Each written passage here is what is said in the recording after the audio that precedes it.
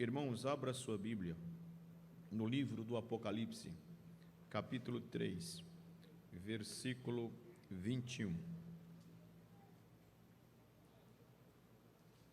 Apocalipse, capítulo 3, versículo 21. Prazer poder ver a irmã Pâmela, seu esposo, desta feita aqui, para apresentar seu filho, né? Glória a Deus. Irmã Maísa, também aqui o pai e a mãe, como também a presença de todos os irmãos. Os que encontraram, digam amém. Apocalipse capítulo 3, versículo 21. Estava melhor o retorno agorinha. 21. Ao que vencer, diga comigo, ao que vencer, lhe concederei que se assente comigo no meu trono, assim como eu venci e me assentei com meu Pai no seu trono. Diga comigo, vencei. Meus irmãos,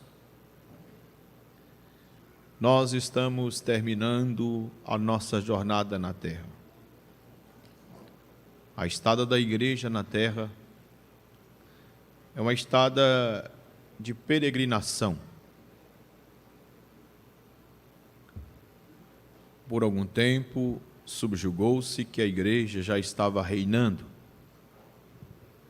E esse pensamento levou a igreja a uma das maiores crises de identidade, que foi o período da Idade Média, chamado também da Idade das Trevas. Na verdade, dizem que a Idade das Trevas, pela perseguição que a igreja fez à ciência, às artes, à cultura. Mas podemos dizer que foi Idade das Trevas, porque a igreja deixou a palavra que é luz, se voltou às especulações filosóficas, formando teólogos especuladores e não mais bíblicos. Em nome de Deus, atitudes funestas foram praticadas que mancharam a imagem de um cristianismo que nunca fora bíblico, mas que a sociedade posterior jamais tiraria este estigma da fé cristã. O período racionalista surgiu como um período de luzes. O iluminismo do século XVIII apareceu como a luz que viria desfazer os homens da ignorância e implantaram na terra um cristianismo racional. Um Deus diferente do das Escrituras. Um Deus que não era mais um Deus imanente, mas um Deus que estava imóvel no seu trono e que fazia vista grossa às ações do homem, dado porque cada um passou a ser dono de si próprio. O tempo passa e nós chegamos no século XXI, estamos a milésimo de segundo do arrebatamento da igreja, vivenciando um cristianismo cheio de ameaça. Ser cristão, desde os princípios, é andar contra a ordem que o mundo dá. Ser cristão, ou a própria palavra cristão, denota zombaria, denota vergonha. Ser cristão é assumir que não temos nada no mundo. Ser cristão é confessar que somos peregrinos, forasteiros, e que enquanto aqui estivermos, nada poderá preencher na sua plenitude os nossos corações. Mas o inimigo, com a sua sagacidade, consegue, de uma forma terrível, inverter os valores e transformar o cristão, o cristianismo, como se fosse uma ausência de problemas. E cristianismo passou a ser, nos dias atuais, sinônimo de tranquilidade, de paz, de ausência de guerra. Deixamos de ser confrontados e passamos a ser afagados. Deixamos de ser servos, passamos a ser senhor. E despusemos das nossas armas. Não guerreamos mais, não lutamos mais, até porque parece que a guerra acabou. Vivemos o período das terceirizações, então parte da nossa vida espiritual está terceirizada. O cristianismo parece que não é mais o cristianismo que Jesus ensinou. O Senhor Jesus explicou em João 16:33, em mim tenhais, no mundo tereis, mas tende bom ânimo, eu venci o mundo. A expressão de Jesus faz-nos entender que no mundo teríamos aflições. Ele conscientiza disso. Não é uma previsão, é uma assertiva, tereis. A pergunta é por que a igreja sofreria aflições? O Senhor Jesus diz em João capítulo 15, versículo 18, se o mundo vos aborrece, sabei que antes de vos aborrecer, aborreceu a mim. O mundo vos aborrece porque vocês não são do mundo. Antes eu vos tirei do mundo. E porque não estão debaixo do domínio do mundo, o mundo os persegue. Porque o príncipe deste século tem a igreja como ameaça, como disse aqui na terça-feira, pela natureza da igreja, luz. E luz resplandece nas trevas. As trevas não podem com a luz de João 1:5. João 3:18, o Senhor Jesus diz que a condenação deste mundo é que a luz resplandeceu nas trevas. E as trevas, e o mundo amou mais as trevas do que a luz, porque as suas obras eram más. Uma vez que a igreja representa o homem redimido, uma vez que a igreja representa o modelo de homem, quando eu falo homem, eu insiro macho e fêmea, que agrada a Deus, automaticamente é também um modelo que provoca ira no mundo. De maneira que a igreja, ela é bem conscientizada das pelejas.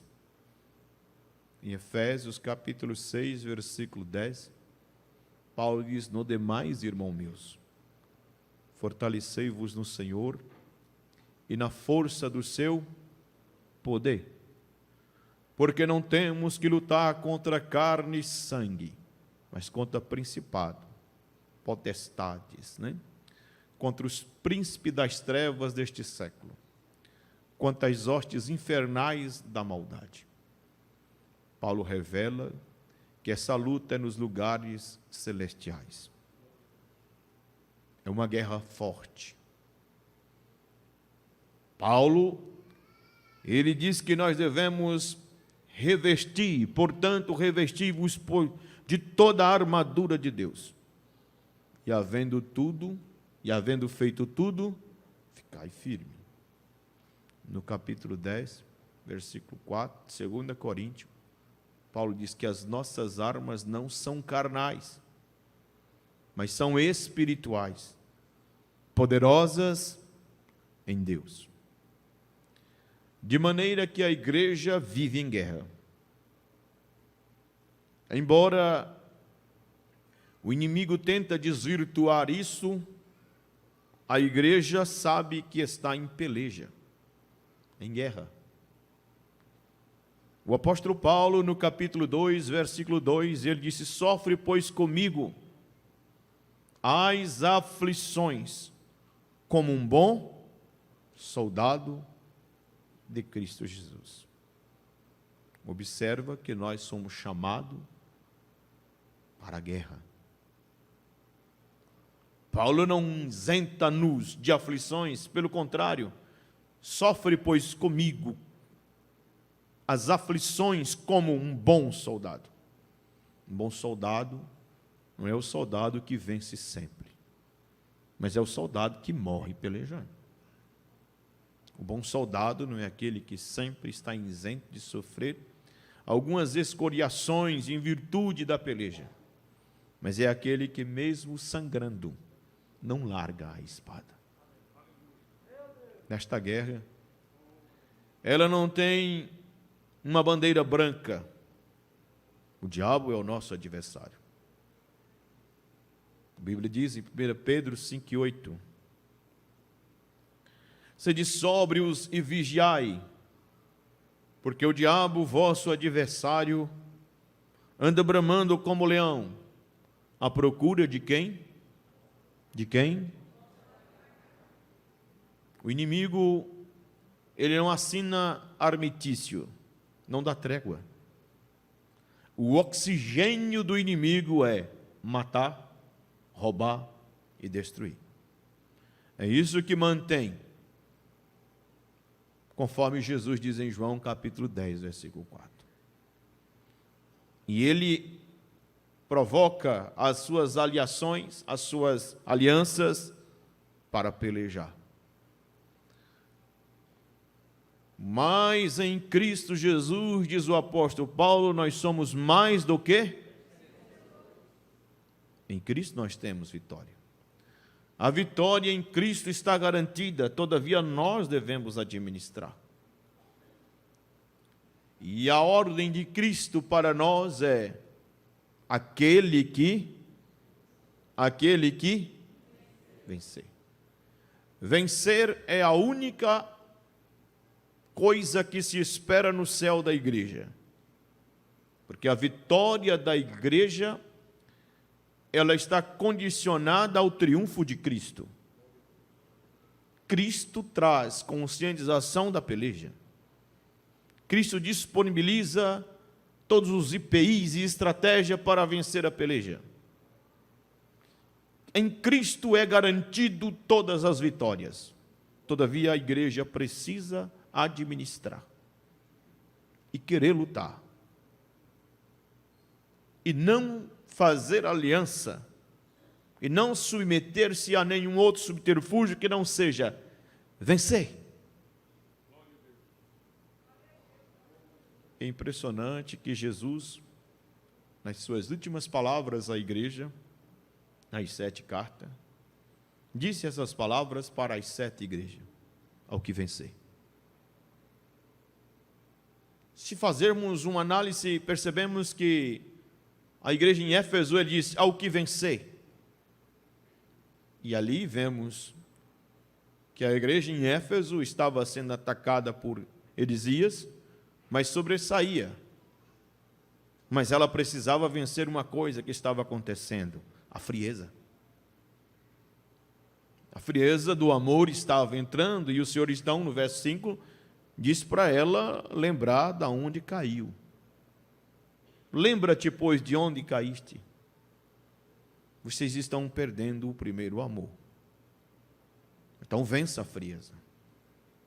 Para os irmãos esmirnianos que estavam sofrendo com os martírios, ali estava Policarpo, o bispo de 85 anos que foi queimado, ele manda aos irmãos também estarem atentos, porque ele também vai dizer: o que vencer, ali vencer o medo de não negar a Jesus, mas se entregar ao martírio com certeza, tendo de que o Senhor Jesus, no dia do arrebatamento, os revestiria de eternidade. Para a igreja de Pérgamo, eles tinham que vencer a imposição de Zeus, ou do imperador, que estava imposta, seduzindo os irmãos para adorar. A igreja de Tiatira deveria vencer a influência da doutrina estranha,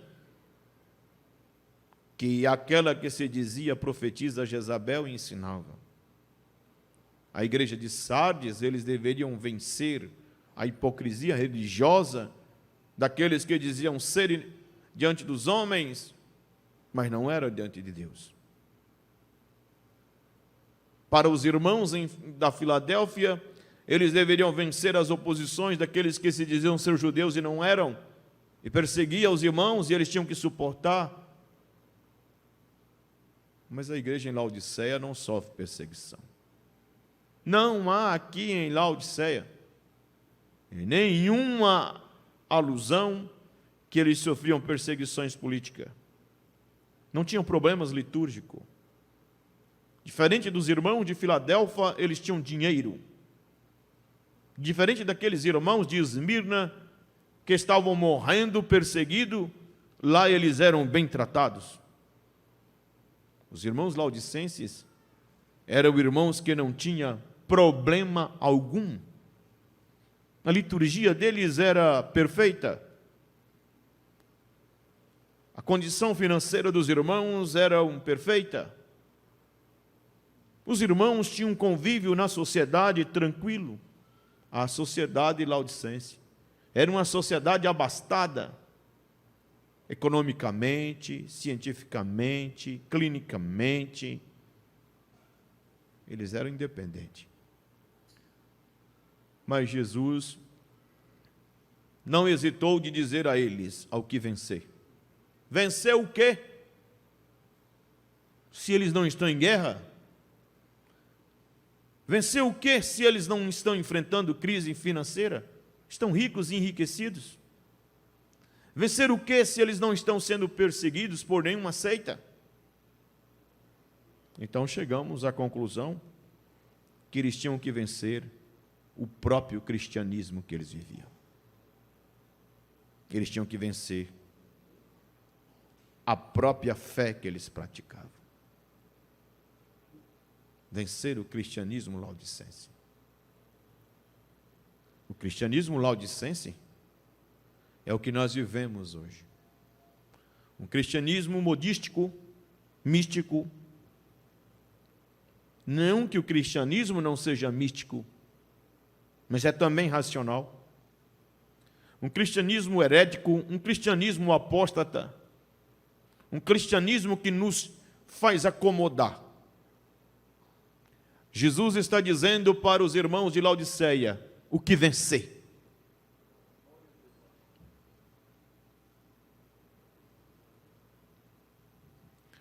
Os nossos altares, a cada dia que passa, ele vai sendo tomado por essa teologia laodicense. O laos de povo, o disse de justiça, ou como traduziu o pastor Antônio Gilberto, a igreja democrática, o povo. Esse cristianismo, ele é um cristianismo que não tem Cristo, porque o Cristo está fora, ele é expulso. No capítulo 3, versículo 20, ele está na porta. Eis que estou à porta e bato. Ele não saiu, ele foi expulso. Esse cristianismo laodicense é um cristianismo neutro. O Senhor Jesus disse que esses irmãos, eles na verdade, é como se eles fossem morno. Assim, porque és morno, não és frio e nem quente. E Jesus está usando as questões culturais que o tempo não permite falar.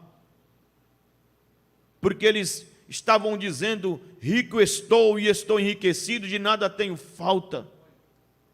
É no cristianismo independente de Jesus. É no cristianismo em que eles não precisavam orar, que eles não precisavam jejuar, que eles não precisavam santificar. É no cristianismo que eles trouxeram o céu para a terra. E não foi a igreja que a vontade dos céus se adequou à igreja, foi os céus que se adequou à vontade da igreja. Os céus agora passam a submeter aos desejos humanos e eles não têm falta de nada. É um cristianismo ignorante. Porque Jesus diz, não sabes que és pobre, miserável, cego e nu. Na expectativa deles, tudo. Na expectativa do céu, nada. Ignorante. Mas era um cristianismo neutro. Era morno. Era um cristianismo que não tinha identidade.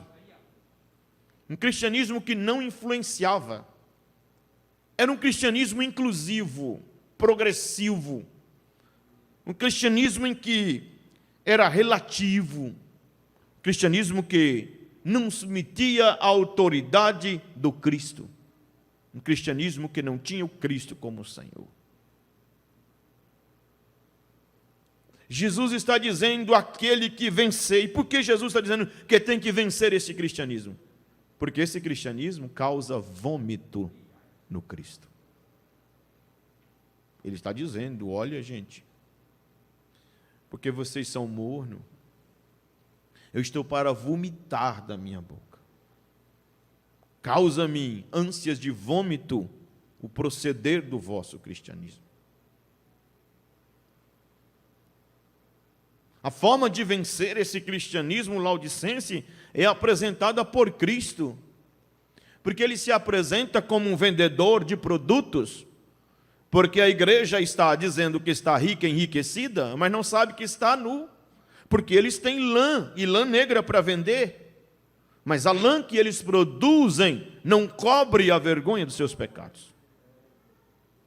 O colírio que eles vendem para curar a cegueira não cura a cegueira espiritual.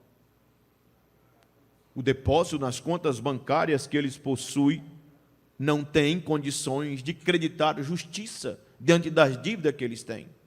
Então o Senhor aparece dizendo, eu aconselho que compres de mim ouro puro, vestes de linho, para que não vejas as tuas vergonhas, colírio para que vejas. Uma igreja cega, despida, pobre. Um cristianismo pobre. É um cristianismo que não tem autoridade. A autoridade do Cristo não é só curar enfermo. A autoridade de Cristo é sobre a natureza pecaminosa. Um cristianismo em que nós não temos autoridade sobre os nossos pensamentos, os nossos desejos, tornou-se senhor de nós. O pecado toma conta dos nossos corações. O egoísmo, nós não podemos levantar as nossas mãos porque estamos embaraçados, amarrados. Um cristianismo que não tem autoridade. Um cristianismo que está despido, não está vestido com a justiça de Deus. Estamos nus.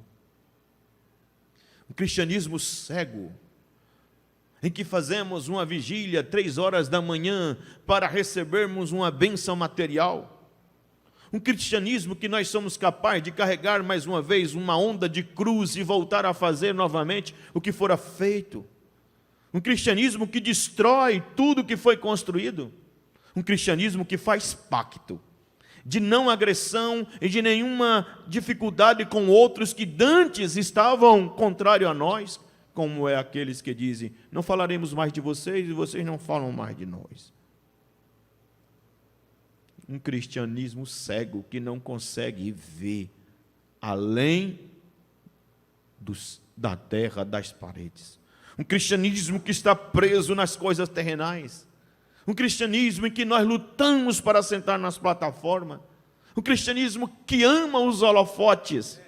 Um cristianismo que ama os mais altos degraus, quando o Cristo desse cristianismo amou a sepultura.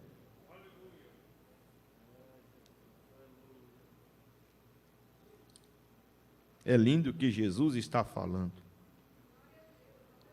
Que esse cristianismo laodicense é desgraçado, sem graça.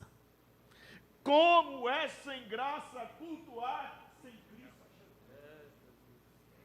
Como é ruim cantar sem Cristo? Como é triste falar de Cristo e não ter Cristo em nós? Como é desesperador sentar nesses bancos e ficarmos 2 horas cumprindo um papel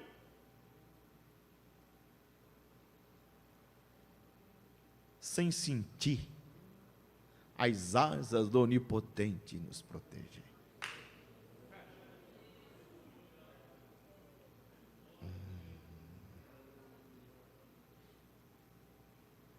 É um cristianismo miserável, de migalhas, pedintes. Chegamos na casa do Pai e ficamos na porta esperando uma esmola. Estamos coxos.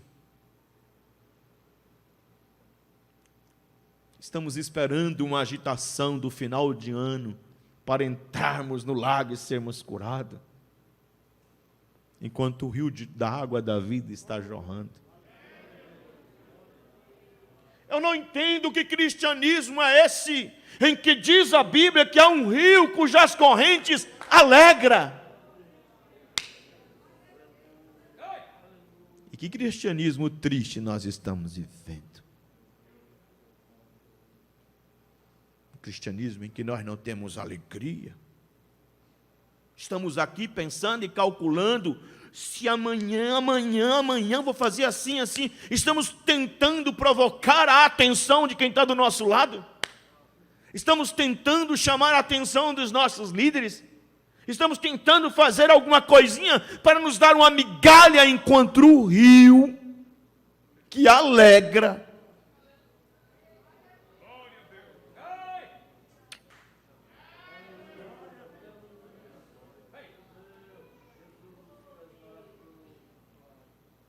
É um cristianismo pobre, cego e nu.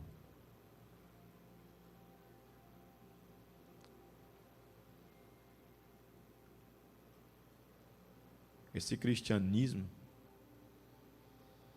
ele está no nosso meio para ser vivido. Jesus então vai dizer: aconselho-te. E diagnostica esse cristianismo. Vocês têm que vencer esse cristianismo neutro, independente, ignorante. Mas eles vos empobreceram, lhes desgraçaram a vida, tornaram-lhe miseráveis. Estão pobres, estão cegos, estão nus. Essa é a forma que eu vos vejo. O cristianismo sem autoridade. Brigam para pregar na plataforma, mas não vivem a pregação que prega.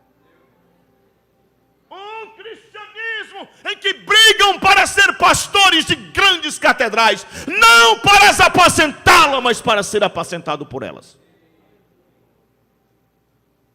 Um cristianismo que se convida homens a apacentarem a si mesmo. Um cristianismo em que Cristo não é mais Senhor. Um cristianismo de chefes. Um cristianismo em que eu sou o dono. Um cristianismo sem graça. Um cristianismo sem Cristo. Aconselho-te que de mim compres ouro provado no fogo. Como é que eu vou comprar? Sem dinheiro, sem preço, por graça.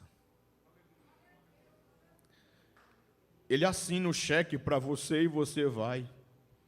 Eu trabalhei no mercado e naquela época tinha apenas um bilhetinho. O pai mandava o filho, por favor, entrega para ele, e assinava, você entregava. Tem preço, mas Jesus já pagou. É só você pegar a procuração e vir aqui na venda de Jesus. Diz, eu quero o ouro puro provado no fogo. Sabe o que é ouro puro provado no fogo? É obras que já foram passadas pela provação. É crente que adora em qualquer instante. É crente que qualquer fogo que vem, ele é crente. É crente que qualquer cara fechada para ele é motivo dele continuar. É uma glória.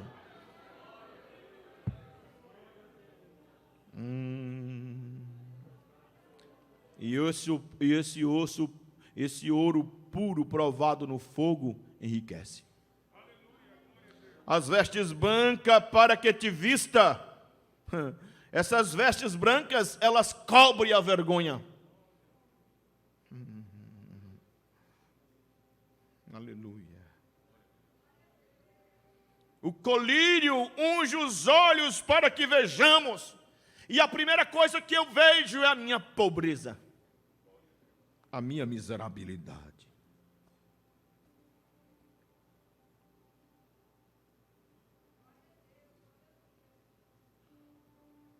A gente luta contra o inimigo. Luta contra o inimigo que alia-se ao mundo. Luta contra a carne. Mas aqui Jesus está mandando nós lutar contra o cristianismo laodicense, que representa o cristianismo de apostasia. O cristianismo apóstata que está no nosso meio. É por isso que não é para todos, é se alguém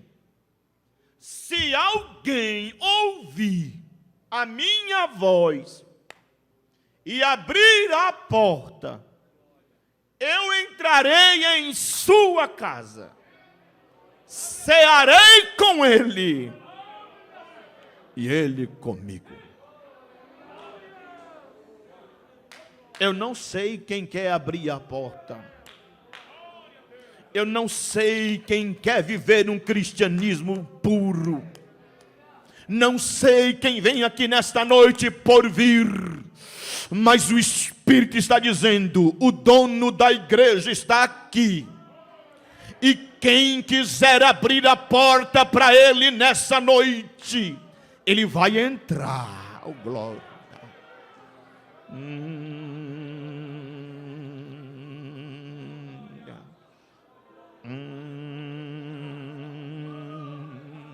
Aleluia. Estou sentindo que Jesus nos chama mais para perto dele.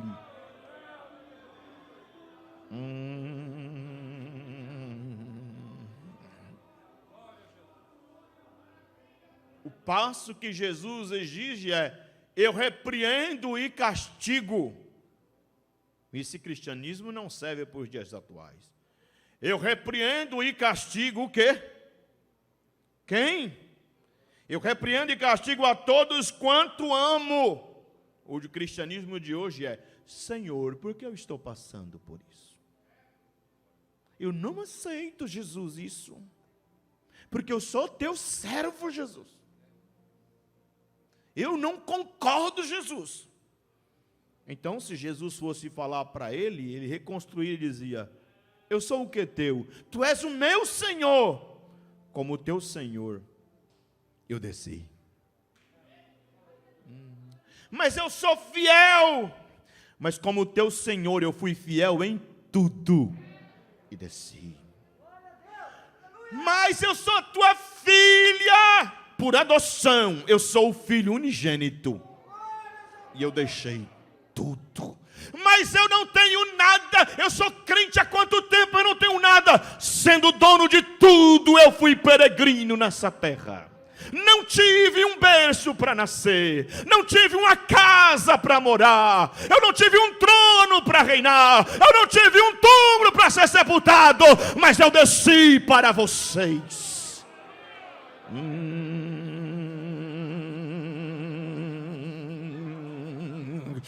Aleluia. Me desculpe a sinceridade. O céu está chegando e a gente ainda está com frescurinha. Aleluia. Querendo ser crente do jeito da gente. Querendo pregar para agradar a multidão. Querendo pregar para ganhar curtida. Está na hora de nós pegarmos a espada e começar a combater o nosso egoísmo. E deixar Cristo reinar nos nossos corações. Para que tenhamos vida de santidade, vida de pureza, vida de comunhão com Jeová. Porque Jesus vem buscar uma igreja santa, lavada, remida pelo sangue do Cordeiro. O compromisso de Jesus é com a sua noiva.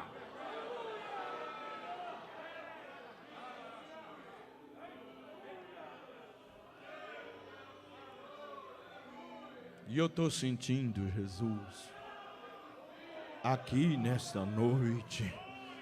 Aleluia, aleluia, aleluia, aleluia, aleluia, aleluia, aleluia, aleluia. Jesus disse: ao que vencer. Todo dia, uma igreja abrirá a porta para o mundo. Todo dia teremos doutores conforme as suas próprias concupiscências. Todo dia teremos homens deturpando as escrituras. Todo dia teremos novos pregadores alisando seus cabelos. Todo dia teremos pregadores substituindo seus paletós por camisetas apertadas. Todo dia teremos igreja que vai estar dizendo que não faz mal, que o mundo é dessa forma. Todo dia sentará do nosso lado alguém dizendo: pode ser crente assim, eu vou morar no mesmo céu que você. Mas todo dia o crente que quer agradar Jesus, ele vai estar com a espada dizendo: esse não é o cristianismo que meu Cristo me ensinou. Porque coisa gostosa não é ter os ar-condicionado deste templo. Coisa gostosa não é ter um estúdio cinematográfico. Coisa gostosa não é termos os grandes eruditos falando nesse altar. Coisa gostosa não é chegarmos aqui e acamparmos as nossas Mercedes na garagem. Coisa gostosa não é ter uma conta abarrotada de dinheiro e no final do ano ir para Bahama. Coisa gostosa é vir aqui desempregado, é cheio do Espírito Santo. Coisa gostosa não é ir para Bahamas no final de ano, mas ir morar na Nova Jerusalém, onde está o Senhor. Coisa gostosa é voltar a falar línguas estranhas. Coisa gostosa é abrir a boca e dar glória a Deus com gosto de manteiga. Coisa gostosa é, independente se você é pastor ou é novo convertido, sentir o gozo do Espírito.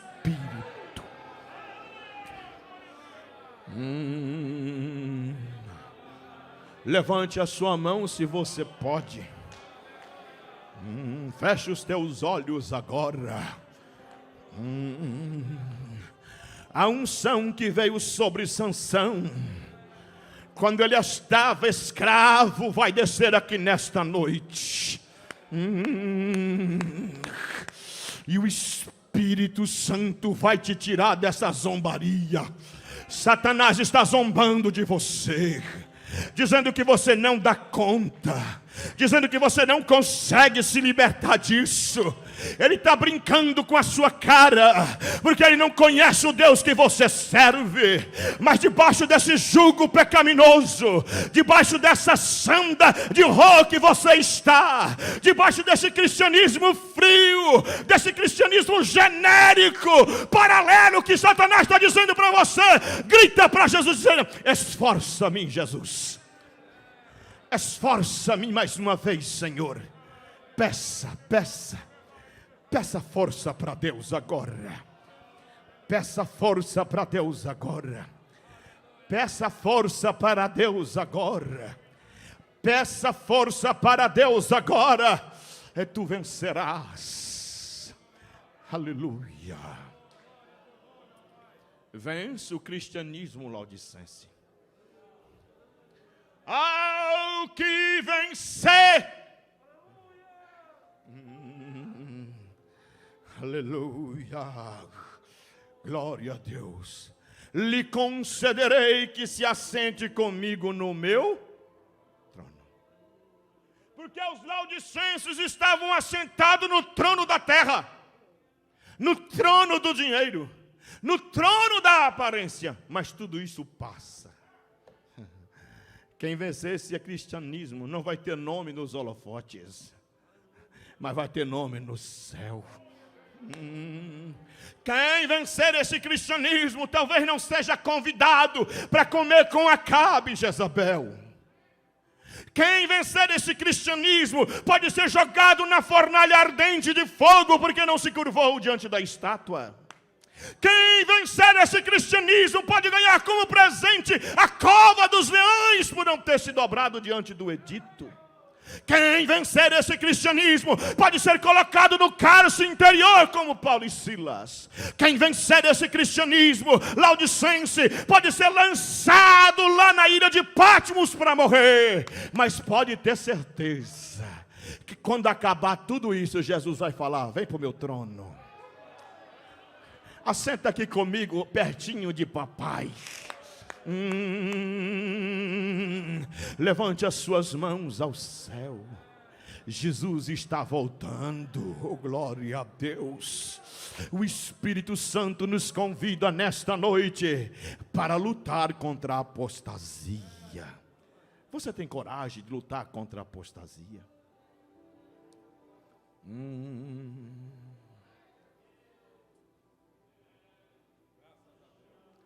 Que cristianismo que estamos vivendo?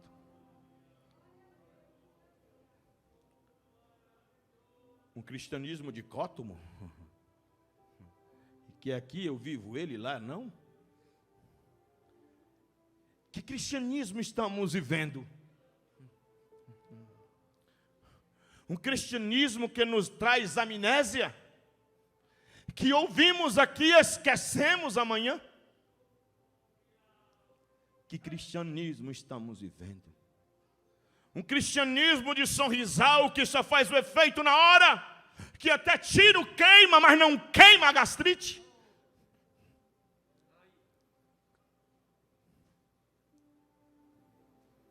Cristo nesta noite está dizendo para nós: vença. Cadê a tua espada? Aonde está a tua espada?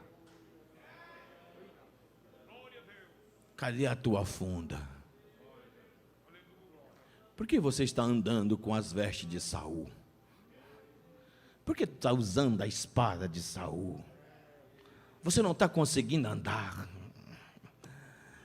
Pega o que Deus te deu. Pega a tua pedra. Jesus nos convida nesta noite a lutar contra o cristianismo, que é o nosso cristianismo. O cristianismo que é segundo os meus olhos, segundo o meu querer. O cristianismo que eu penso que está certo. O cristianismo que é sem nenhuma ofensa. O cristianismo que eu posso justificar os meus pecados. Eu pequei, mas eu fui bom. Eu faço isso, mas eu faço aquilo. E está nos convidando a dizer: vença. E como prêmio, eu darei para vocês o maior privilégio que alguém pode ter: assentar no meu trono, no trono do meu Pai, assim como eu assentei. O desejo de ter muitos bens e poder, muitas vezes me afastam para longe de ti, e distante, sem paz, como então consegui a cantar o amor de Jesus? Ainda bem que ao orar de joelhos a sós, posso ouvir do Espírito Santo a voz que me faz regressar ao primeiro amor e a cantar sempre com mais fervor. Quanto mais eu me achego a ti, muito mais de ti vou receber. Mais amor, mais poder, mais vontade de estar a teus pés e o meu ser te entregar. O desejo de ter muitos bens e poder, muitas vezes me afastam para longe de ti,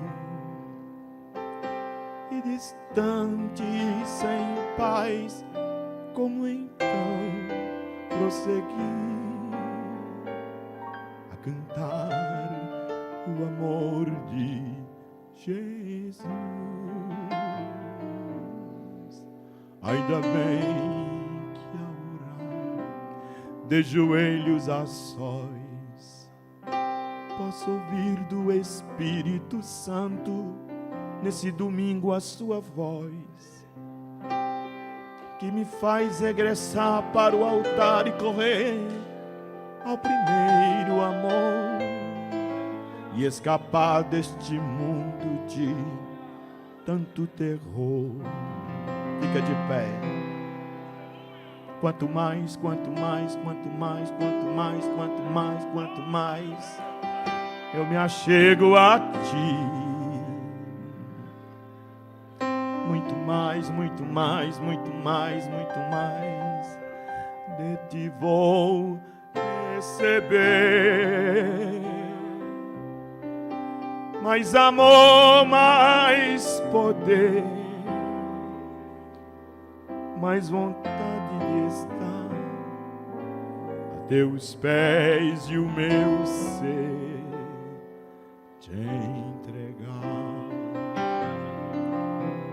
Quem quer aceitar Jesus como único, suficiente Senhor da sua alma,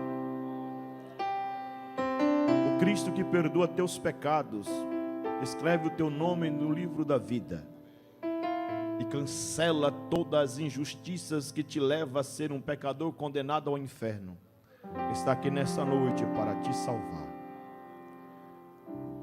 Aonde está você que quer aceitar a Jesus como único Senhor e Salvador da sua alma? Dê um passo à frente e venha a Cristo. Cristo te chama nesta noite. Estou te esperando aqui.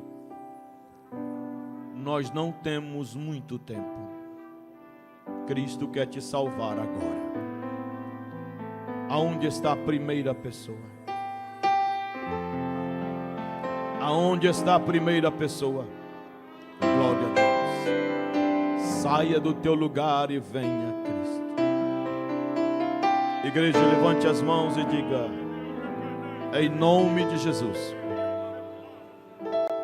há poder para quebrar as algemas que impedem as almas de serem salvas agora. Aonde está a primeira vida? Cristo quer te salvar nesta noite. O Cristo Salvador está aqui nesta noite. Aonde está a primeira pessoa, dê o primeiro passo. Glória a Deus, estão aceitando? 2 vidas estão aqui no altar, reconciliando com o papai. Aleluia.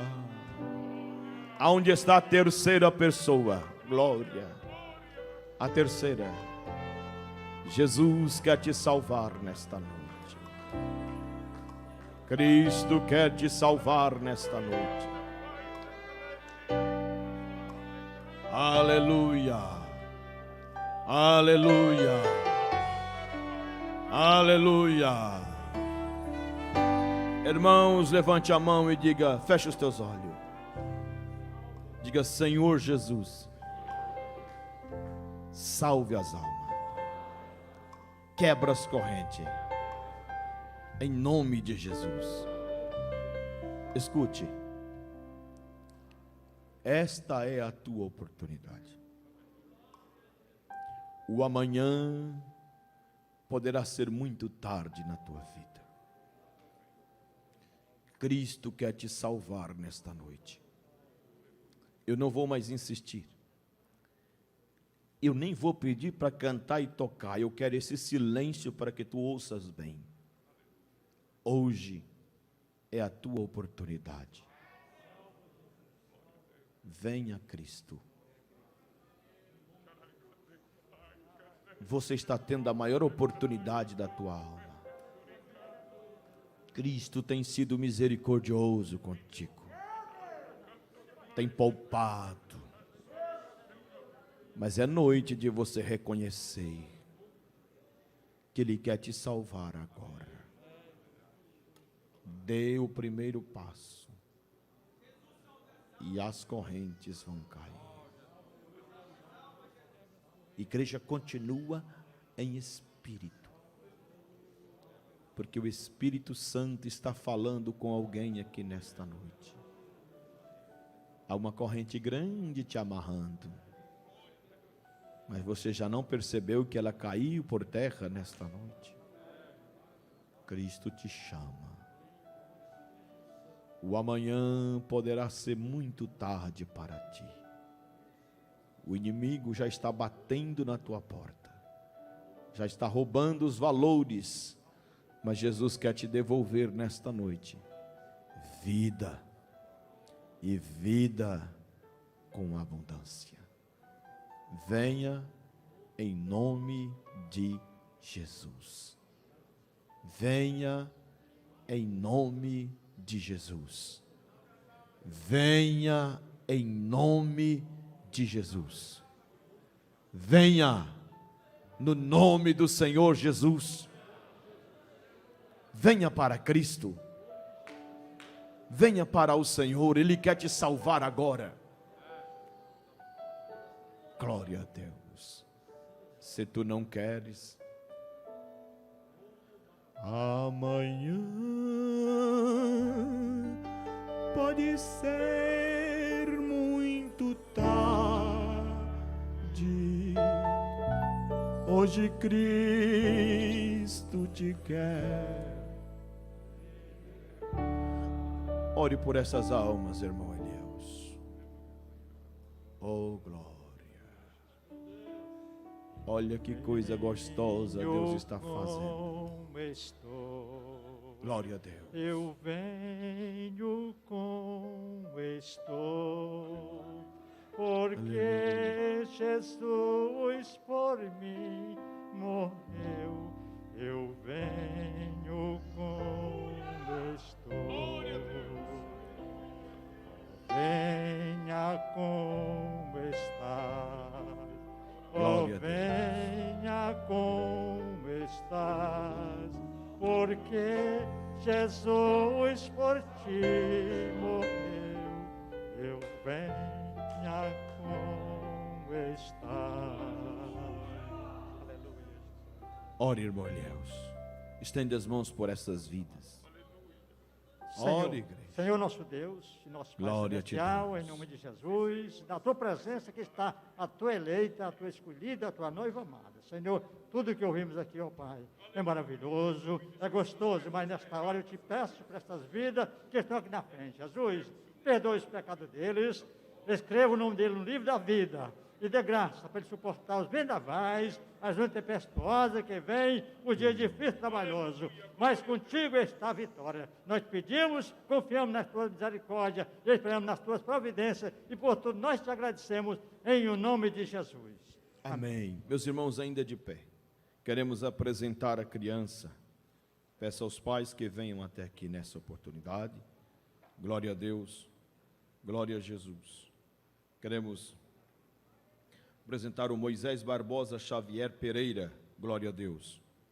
Convidamos aqui o pai Johnny Aparecido Pereira, que acaba de reconciliar juntamente com a Pâmela Regina Barbosa Xavier. Glória ao nome do Senhor. Quem pode dar glória a Deus? Jesus está aqui nesta noite. Nós temos que falar a palavra de Deus conforme o Espírito Santo manda. E eu sinto Deus falando com vidas. O Espírito de Deus está aqui.